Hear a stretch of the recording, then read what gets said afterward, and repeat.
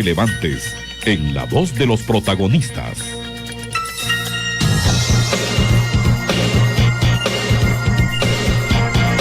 9:04 a.m. Vamos a hablar hoy de un tema fundamental para la economía de Guatemala y fundamental también como una oportunidad para el país.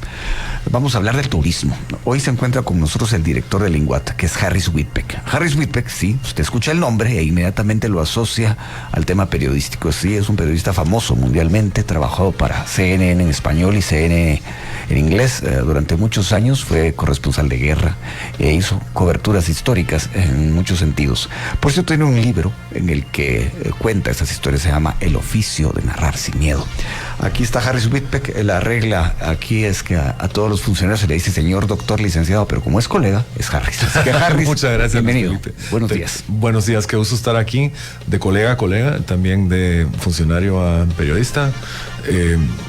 Listo para este diálogo que va a estar muy enriquecedor. Y mucho gusto verte de nuevo. La verdad, a mí también me da mucho gusto y entiendo que es la primera vez que está usted aquí en la cabina de Emisoras Unidas. ¿Es la primera vez? Bueno, se tardó mucho. Pues habíamos hablado telefónicamente algunas veces, pero ahora sí. La pregunta inicial, la de rigor, ¿qué encontró en el INGUAT? ¿Qué fue lo que, digamos, primero le sorprendió de llegar a esa institución? Encontré muchas posibilidades, Luis Felipe. O sea, oportunidades. Muchas oportunidades.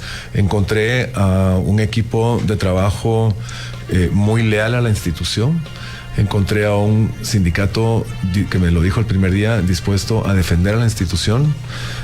Y eso lo vi yo como una gran oportunidad, porque los trabajadores, y muchos de ellos llevan más de 30 años de trabajar ahí, realmente les son leales a la institución.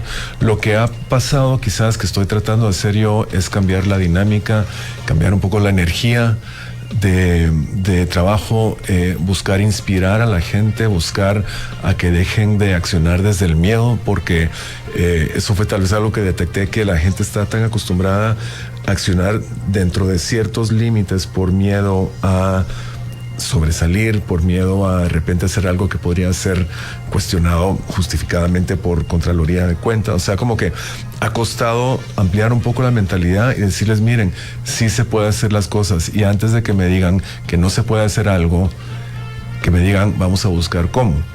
Y la otra frase que prohibí es que siempre se ha hecho así, porque ese siempre se ha hecho así nos ha llevado a que la industria del turismo en Guatemala no esté desarrollada como puede estar.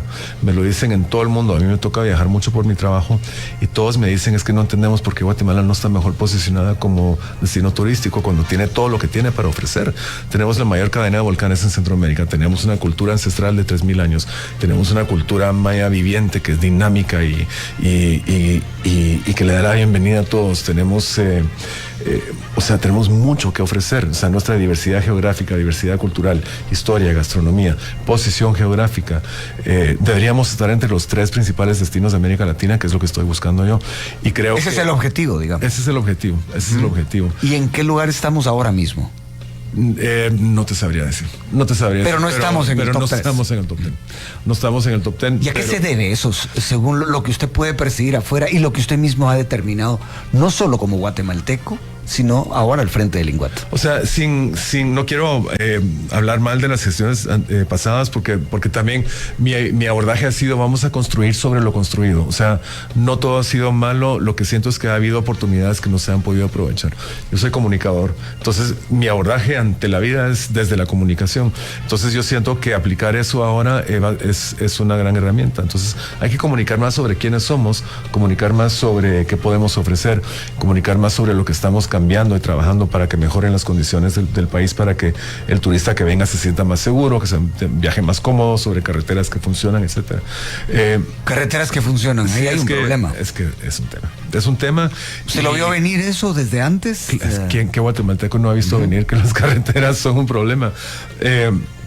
Y hay que trabajar mucho en eso. El Ministerio de Comunicación, el MISIVI, tiene un programa que se llama Avenidas para el Desarrollo, no sé, es terrible con estos términos de gobierno, pero bueno, hay un programa específico para arreglar tramos carreteros cortos y están identificando tramos turísticos que vamos a empezar a trabajar, 2 en Sololá, estamos identificando otros en Petén, para ya tener tramos turísticos que funcionan perfectamente bien, que van a llevar al turista ahí Y eso son como detonantes de desarrollo. Pero eso es solo parte del problema. El aeropuerto es un gran problema. Yo prefiero como que sacar los temas de una vez, los problemas de una vez, para poder abordarlos. Bueno, empecemos por el aeropuerto. El aeropuerto... ¿Cómo está ahora mismo respecto del 15 de enero, por ejemplo? No sé cuándo fue la última vez que pasaste por el aeropuerto. Hace un par de meses. Ok. Se están dando cambios muy profundos que no están a la vista porque tienen que ver con seguridad aeronáutica, que tienen que ver con temas que afectan al pasajero pero que no son visibles. Se están dando cambios más visibles, que son más superficiales, pero son igual de importantes. O sea, la limpieza que hay ahora no existía antes. ¿Aire acondicionado? Aire acondicionado, hay un proceso de licitación, si no me equivoco, en el último tercio del año ya se van a instalar, inició el proceso de licitación para eso. En el INGUAT estamos, creo que entre hoy y mañana terminan ya el nuevo kiosco de atención al visitante. Entonces hay cambios que sí se están dando. Lo que pasa es que también hay que cambiar el imaginario de la gente, porque el aeropuerto se convirtió en un símbolo de décadas de negligencia, décadas de corrupción, y entonces ahora todos esperan que entra un nuevo gobierno y que el 15 de enero ya está arreglado. Ojalá fuera así, pero los procesos son los procesos. Pero estoy convencido de que ya vamos viendo luz al final del túnel. No es el INGUAT el que lo está haciendo. El INGUAT tiene una parte... El kiosco sí, me imagino. El kiosco sí, todo lo que tiene que ver con la experiencia del pasajero y que afecta su percepción, porque recordemos que el aeropuerto es la primera y la última impresión que el visitante tiene del país. Entonces estamos trabajando desde ahí, mejorando eso y haciendo que fluya mejor la experiencia del pasajero. Bueno, hablando del aeropuerto, una de las noticias más apetecidas por los titulares en un momento dado fueron las gradas eléctricas y los elevadores. Eso entiendo que es el Ministerio de Comunicaciones el que lo lleva, pero ¿hay algún reporte que le den a usted en ese sentido de cómo van? Van bien. O sea, no tengo los detalles, pero sé que ya está en marcha eso y que de aquí a fin de año ya va a estar instalado eso. Bueno, Atitlán, Tikal, Antigua Guatemala, esos son los lugares comunes, pero uno siempre cree que deberíamos de ir más allá de eso. ¿Cómo lo ve usted y a dónde deberíamos ir en tal dirección? Yo me he dado a la tarea de refamiliarizarme con el país, conocer al país de nuevo, y ha sido las experiencias más enriquecedoras que he tenido desde que comenzó esta gestión. ¿Qué descubrió, por ejemplo? Descubrí un gran afán en las comunidades por apostarle al turismo, comunidades pequeñas que de repente dicen, miren, nosotros aquí podríamos ser un destino, ¿cómo hacemos? Lo que se conoce como turismo comunitario. Turismo rural liderado por comunidades, y ese es uno de los dos grandes ejes de trabajo en esta gestión. Entonces, a principios de año iniciamos una serie de giras de escucha y propuesta por todo el país, donde me traslado con el del equipo de mercadeo, de desarrollo de producto, de Asistur, y vamos y nos sentamos en las comunidades y una especie de cabildo abierto, una conversación muy, muy franca, donde hablamos de qué quieren y cómo los podemos ayudar. Entonces, por ejemplo, en Huachactún, en Petén, en La Técnica, en Petén, que son dos comunidades de las que hablo mucho porque realmente estamos empezando a hacer cosas ahí, hemos encontrado formas de poder desarrollar más su producto turístico y ayudarlos para comunicar más sobre lo que quieren. Huachactún es una de las comunidades forestales en el Petén que creció alrededor de la exportación del chicle y el chate, y se formó cuando Aviateca en ese entonces construyó una pista de aterrizaje en medio de la selva para poder sacar ahí el chicle que se exportaba a Estados Unidos. Entonces hay una conexión muy profunda con esa historia y la quieren contar, y nos dicen nuestros sueños tener aquí el Museo del Chicle, que puede ser un atractivo adicional en Petén y que haría que la gente se quede un día más, ¿verdad? Porque lo que buscamos en turismo es obviamente aumentar la derrama económica. Eso se logra con incrementar la pernocta, o sea, que la gente se quede más tiempo en el lugar y que gaste más dinero. Entonces ese es un eje de trabajo que ya estamos desarrollando con la comunidad de Huachactún, una idea que vino de ellos y que nosotros lo que hacemos es gestionar. Porque ¿qué pasa, Luis Felipe? El viajero de hoy busca experiencias auténticas, busca conexión con las comunidades, quiere cercanía con la gente que vive en los lugares, y ese es el tipo de viajero que queremos atraer nosotros a Guatemala, porque es un viajero no quiero decir de mejor calidad porque suena feo, pero es un viajero que al buscar más fondo va a ser más respetuoso, su impacto sobre el lugar va a ser menor su impacto. Y la derrama, me imagino, si es económica, y la derrama va a ser grande. mayor. Entonces, Guatemala, y eso es lo que nos diferencia de otros países, de nuestros competidores en la región, autenticidad y un gran producto original que es muy profundo. Me quiero quedar por un momento en este tema de un posible museo del chicle, de esta comunidad que lanza una idea, la propone. ¿Qué puede hacer realmente el INGUAT por esa comunidad? Pues te cuento, estamos gestionando, y es una idea, no sé si ubicas la película Fitzcarraldo. Sí. ¿Te acuerdas? O sea, el director de ópera alemán que quiere construir un teatro de ópera en medio de la selva en Brasil. Yo lo veo como mi pequeño Fitzcarraldo. La comunidad nos pidió que les consiguiéramos un avión DC-3, como los que utilizaba Egateca para sacar el chicle, trasladarlo a la selva y construir alrededor de ese avión un museo del chicle. Entonces, pero eso cuesta dinero. Y en esas estamos, en esas estamos. La idea ha generado muchísimo interés de algunos patrocinadores privados, de algunas instituciones de gobierno, y estamos en esas. Entonces, ahí es donde entra INGUAT. INGUAT no tiene todos los fondos necesarios, pero sí tiene capacidad de gestión. Y esta gestión en particular se ha caracterizado por comunicarnos con las comunidades, comunicarnos con el sector privado, comunicarnos con los otros entes de gobierno que pueden participar para hacer posible las cosas. Y este avión en Uashartún es un ejemplo perfecto de cómo se va a realizar eso. Comunicar, bueno, y también hay un episodio que creo que vale la pena recordar, el del tiktokero que decía que Guatemala era un país demasiado inseguro, y viene usted y le contesta. Jacob. Y ahora ya vino a Guatemala. Cuéntenos un poco cómo se origina esto, cómo contesta usted y qué pasó después. Bueno, yo estaba regresando a Guatemala de Dubái, que había ido a la feria árabe de turismo, que representa grandes oportunidades, podemos hablar de eso también. Y en el vuelo vi el TikTok que subió y me enojé mucho. Primero como periodista, y me entenderás, ¿cómo es posible, dije yo, que alguien que tiene 200,000 seguidores, que tampoco es tanto, pero son 200,000 seguidores, tan irresponsablemente publique algo que es claramente falso, sin haber hecho la investigación, sin haber hecho el trabajo tan profundo que se tenía que hacer? Me enojé porque el abordaje de muchos influencers ahora es simplemente tirar al aire cosas sin que les importe si era verdad o mentira. Entonces, me enojé mucho, pero dije, no voy a responder ahorita. Con la edad he aprendido a ser menos reactivo. O sea, no hígado, sino que lo meditó más. Sí, escribí. Yo cuando necesito procesar cosas las escribo. Y entonces le escribí empezó como una carta, como Dear Jacob, no sé qué. Y al aterrizar en Guatemala se lo comenté a mi directora de comunicación y mercadeo, y le dije, mira, Huicha, ¿y qué tal si lo lanzamos un TikTok? Me dice, bueno, démosle, un experimento. Entonces ahí le contesté y le dije, pues, o sea, creo que bastante gente lo ha visto, pero le dije, querido Jacob, yo sé que es muy divertido sacar listas en internet, pero como periodista te digo que tienes que verificar los hechos. Y yo tengo conocimiento de causa, fui corresponsal de guerra X cantidad de años, o sea, yo sé lo que estoy diciendo. Entonces solo te invito a verificar tus hechos antes de publicarlos. Y le dije, es más, yo te doy la oportunidad de venir a verificar. Entonces el INGUAT te invita a Guatemala para que tú verifiques lo que es real o no real, y así puedes publicar con veracidad. Me contestó y me dijo, sí, ¿puedo llevar a mi novia? Y dije, bueno, pues sí.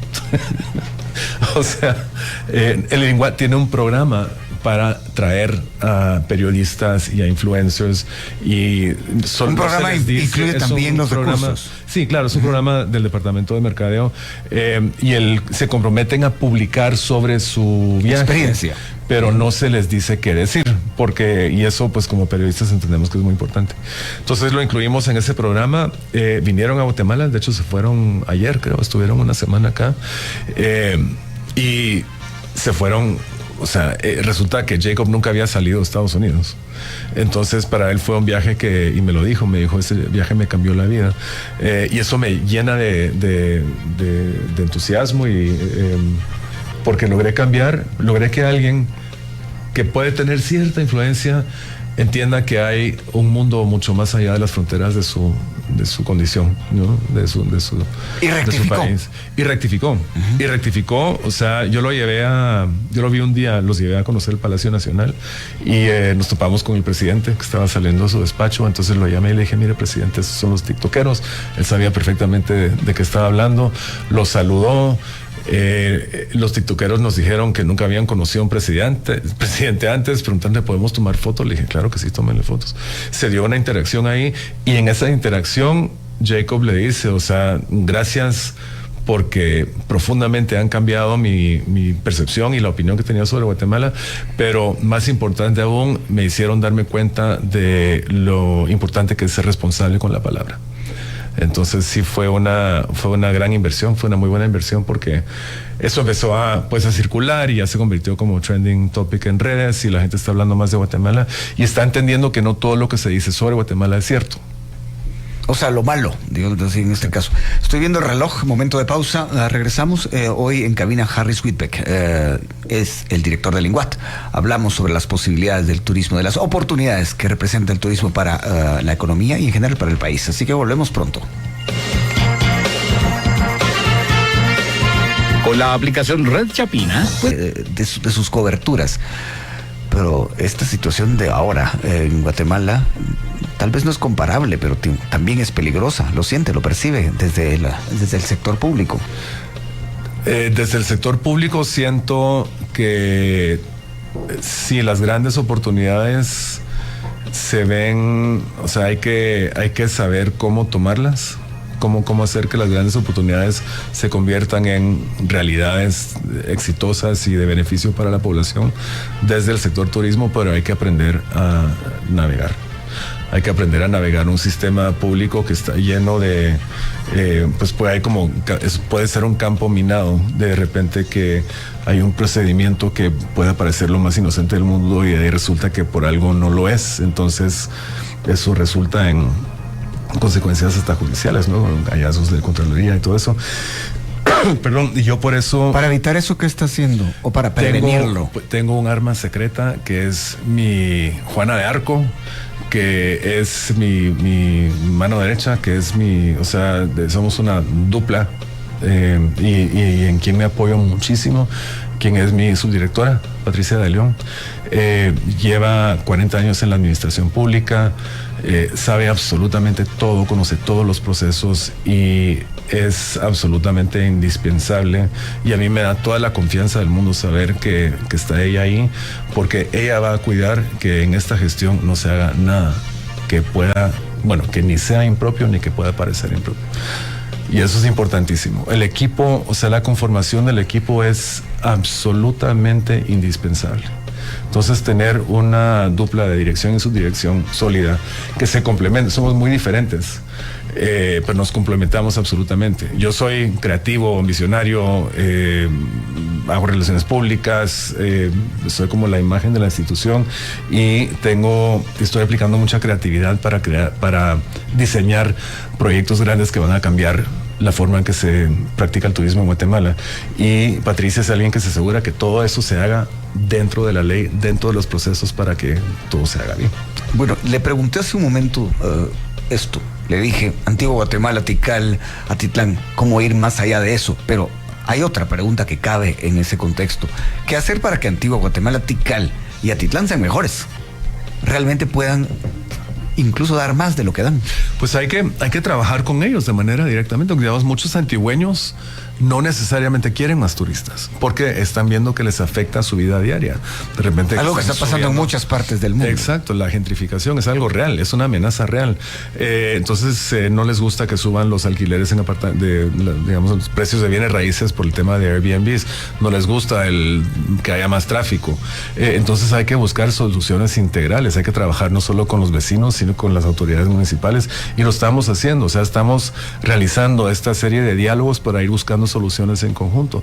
El Parque Nacional del Tikal depende del Ministerio de Cultura. Obviamente yo tengo mucho interés en que la experiencia del visitante en Tikal sea lo más fluida posible, y pues para eso yo tengo una excelente relación con la ministra de Cultura, nos comunicamos muy bien. Me encanta que ella sea académica, que sea arqueóloga, que sabe lo que está hablando, pero además tiene una visión muy clara de cómo hay que gestionar estos parques que son patrimonio mundial en este Bueno, caso. de hecho usted mencionaba que el impacto que tienen los turistas hay que medirlo. Digamos, por ejemplo, en un sitio arqueológico, pues hay cierta cantidad de gente que es lo que soporta ese sitio, y si se van más allá, aunque sea un éxito para las divisas del país, es muy malo para el sitio. Exacto. Ustedes están llegando a ese equilibrio con la ministra. Sí, estamos buscando la forma de llegar a ese equilibrio. Sí. Y te doy un ejemplo hablando otra vez de Antigua. O sea, uno de las grandes ideas, de esta gestión, y que cada día se acerca más a la realidad porque ya se están iniciando los estudios de prefactibilidad y factibilidad, es la de crear un teleférico que conecte el aeropuerto de la ciudad de Guatemala con Antigua, porque eso sería un atractivo turístico muy importante y acortaría el tiempo de desplazamiento del turista para que llegue a Antigua, que sigue siendo la joya de la corona del turismo guatemalteco. Pero 2-3 horas para llegar promedio versus ahora. 52 minutos. Ese es el plan, el de este teleférico. Sí, eso va a ser fantástico, pero eso solo va a ser fantástico si trabajamos desde ya con las autoridades municipales de Antigua y las comunidades para entender cómo van a recibir a más visitantes, y ellos ya tienen que ir pensando en desarrollar destinos y sitios de interés en las afueras de Antigua. Digamos, más cuartos de hotel en las afueras de Antigua, más producto afuera de la Antigua para que no se sature el casco. Entonces, y buscar ese balance es a la hora de pensar en grandes proyectos de infraestructura, como este caso que sería el teleférico de Antigua. ¿Hay algún plazo ya definido para hacerlo realidad? Hay un plazo para el primer paso. Nosotros sí esperamos iniciar los estudios de prefactibilidad. Ya tenemos el financiamiento de esos estudios asegurado con el Banco Centroamericano de Integración Económica. Entonces estamos ahorita en el papeleo para darle play a ese proceso de estudios. Calculamos que en los primeros 2-3 meses del año entrante ya queden completados esos estudios. Luego ya se saca un proceso de licitación que dura 6 meses mínimo. Y el plazo de construcción, si todo sale bien, como es un teleférico, la construcción no es tan compleja.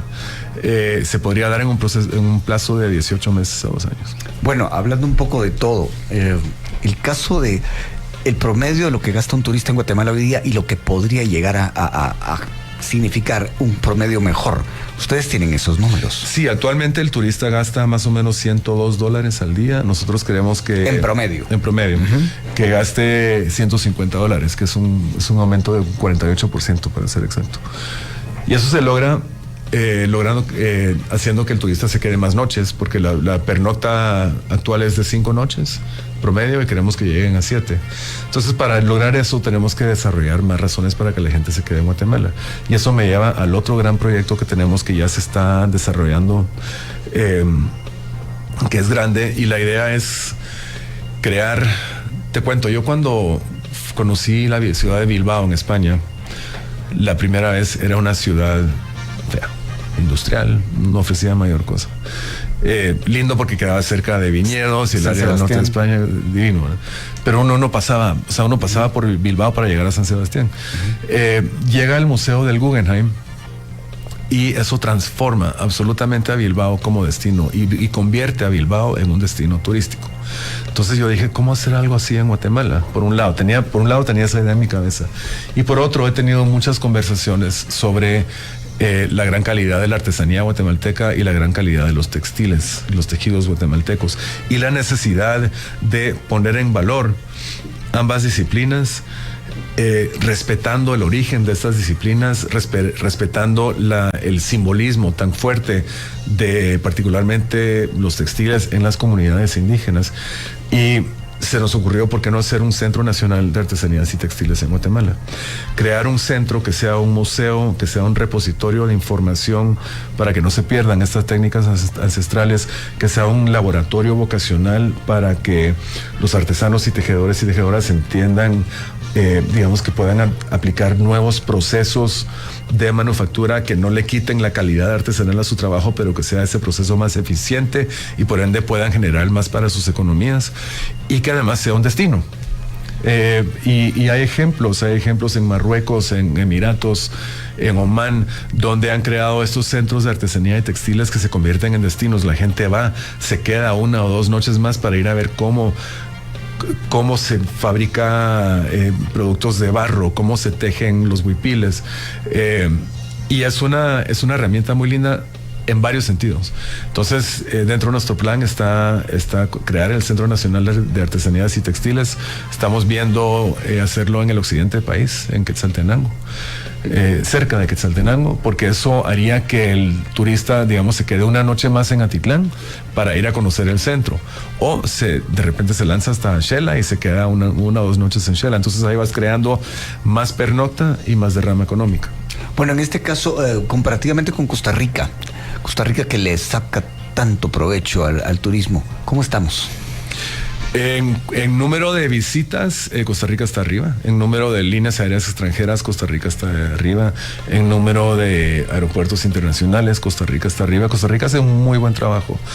Pero no tiene ni el 20% de oferta de lo que Guatemala posee. Somos distintos, muy diferentes y de cierta manera muy complementarios, porque las playas que tienen ellos se complementarían muy bien con los destinos y la oferta que tenemos en cultura y arqueología. Entonces, digamos, el crear, el reabrir o abrir conversaciones con ellos, o con Panamá, por ejemplo, o con Belice, para crear una experiencia multidestino para aquel viajero alemán que viaja 17 días en sus vacaciones, es perfecto. O sea, vienen a Guatemala, hacen todo lo de aventura o sea, caben alianzas en este sentido. Sí, alianzas regionales. No, deberían caber, siento yo. Y ahí necesito aprender más sobre cómo se hace, pero para mí es lógico que se pueda hacer así. El reloj confiable que lo tengo a mi derecha me dice que es hora de la pausa. Estamos a 16 minutos de distancia de las 10 de la mañana. Aquí en cabina, Harris Whitbeck, periodista, hoy director del INGUAT durante mucho tiempo, corresponsal de guerra y bueno, cubrió grandes acontecimientos durante muchos años para la CNN, tanto en inglés como en español. Tiene un libro, por cierto, muy buen libro, lo recomiendo mucho, El oficio de narrar sin miedo. Y precisamente platicando sobre su gestión en INGUAT, lo primero que dijo es que quería romper los miedos adentro de la institución. En ese sentido, ¿cuál de los miedos que usted encontró, cuál fue el que más rápido descubrió? Miedos internos. Yo creo que era el miedo al cambio, el miedo a hacer cosas de una manera diferente, porque como te decía anteriormente, yo tuve que prohibir que se me dijera, esto siempre se hace así, porque lo que siempre se ha hecho así hizo que el 60% del visitante extranjero a Guatemala viniera de El Salvador, que es un mercado natural que de todas formas venía. Eso me hizo ver... ¿Subió ahora para las fiestas agostinas? Sí, subió en un 20% y subió, y lo agradezco muchísimo o sea, nada en contra de los hermanos salvadoreños, al contrario, que vengan más, pero mi punto es que había que hacer mayores esfuerzos para atraer a visitantes de otros mercados emisores. Y la respuesta que recibía es que no, es que siempre se ha hecho así. Y eso es miedo al cambio. Ese es el mayor miedo que se tuvo que enfrentar y ahí vamos. Hay un poco de resistencia todavía, pero eso es parte de mi labor como líder y como comunicador. Platicando con empresarios del turismo, lo he hecho durante muchos años y lo hice especialmente durante y después de la pandemia. Es impresionante la resiliencia que han tenido que tener para poder salir adelante. ¿Cómo va el tema de la pandemia, digamos, ya los números de 2019 comparados con los de ahora? ¿Estamos mucho mejor? ¿Ya nos repusimos totalmente? Sí, ya desde el año pasado ya se repuso. Interesante porque sí cambiaron mucho los hábitos del turista y algunas de las prácticas de hospitalidad también se han tenido que ir modificando, pero Sí, yo creo que, y lo que ha hecho la pandemia también ha cambiado un poco la actitud del viajero, lo que te decía anteriormente, y eso nos lo dice la data que tenemos, es que el viajero de hoy realmente busca conectarse más a un nivel más profundo con el destino que visita. O sea, se dejó un poco la superficialidad y banalidad de irse a un all inclusive y estar chupando todo el día en la piscina, sino que ahora hay mucho de eso todavía, pero hay mucho viajero que quiere conectarse un poco más con sus comunidades, y eso creo yo que viene de las secuelas buenas de la pandemia, ¿no? Que nos hizo un poco más reflexivos, un poco más buscadores, digamos, de otras cosas. O sea, hubo que ser más creativo para poder atraer otro tipo de turismo. ¿A eso se refiere? Sí, se tuvo que ser más creativo para atraer a otro tipo de turista y también ser más abierto a la oferta del país que ya existía, pero que de repente no se había identificado como una oferta viable. Bueno, reviso el reloj, quedan muchas preguntas. Marca País. Eso es algo que creó en su momento, usted como periodista lo sabe, muchos titulares y no fueron precisamente favorables acerca de esa inversión. ¿Qué van a hacer o qué están haciendo con eso? Lo primero que estamos haciendo es reconocer que no podemos tirar a la basura los casi 8 millones de quetzales que se gastaron en ese proceso. Sería absolutamente irresponsable, pero también reconocemos que la marca... No costaba 8 millones eso, ¿verdad? No tendría que haber costado eso, según lo que es entendido en el mercado. Lo que estamos haciendo es que suspendimos su uso y se sometió a una auditoría técnica que la gente ya está cansada de escuchármelo decir, pero es un proceso que lleva tiempo. Se está revisando minuciosamente los miles de documentos que se generaron durante ese proceso de construcción de la arquitectura de la marca para ver qué funciona de ese proceso de encuestas, de sondeos, de investigación de campo que aparentemente se hizo para ver. O sea, ese proceso sirvió para recopilar la información eficiente, conectada con los tiempos, consciente de las grandes necesidades y los grandes deseos del viajero de hoy. Yo quiero sembrar las bases para que el turismo se convierta en el eje de desarrollo económico del país. No se da en 4 años, no se da en 8, pero sí podemos sembrar las bases. Pues Harry, es un gusto haberlo tenido por acá. Muchas gracias, Luis Felipe, un placer siempre. Fue un gran gusto tener acá a un colega de primer orden, ahora funcionario público, pero igual podemos conversar. La próxima vez, si es posible, podríamos hablar un poco de esos años. Ya una vez lo hicimos, pero creo que sería interesante para la audiencia que conozca sus experiencias como periodista. Sería rico recordar esos tiempos. Me imagino que sí. Bueno, estoy seguro de que sí. La pausa, regresamos.